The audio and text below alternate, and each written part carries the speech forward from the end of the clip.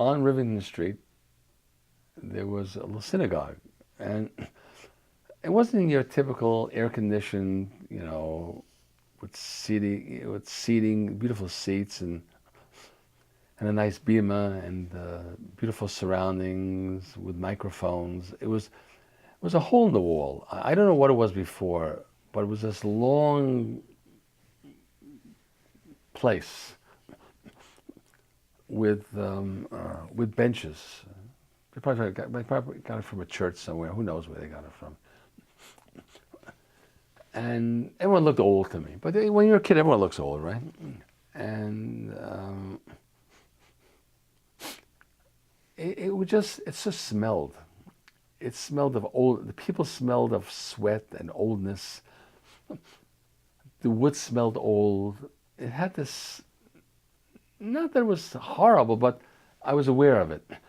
But everything smelled just like the 19th century, And nobody listened to the rabbi, Everyone would talk. The rabbi would have to bang his gavel to quiet everyone down.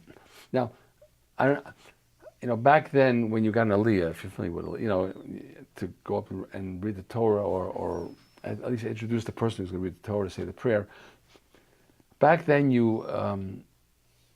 there was a bidding process, and in Yiddish, basically they would say, okay, in Yiddish we'll say, $1, Rotenberg, $2, you bid, $3, you put your hand up.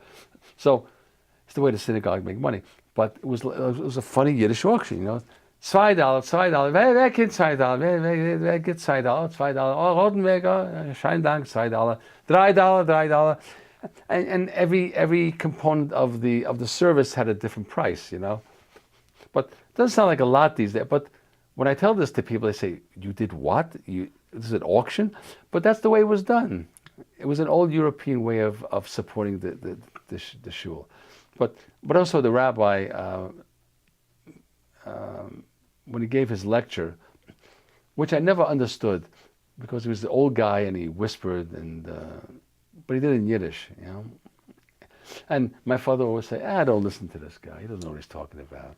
In Yiddish, weiß gut nicht. Sag dich nicht, weiß gut nicht.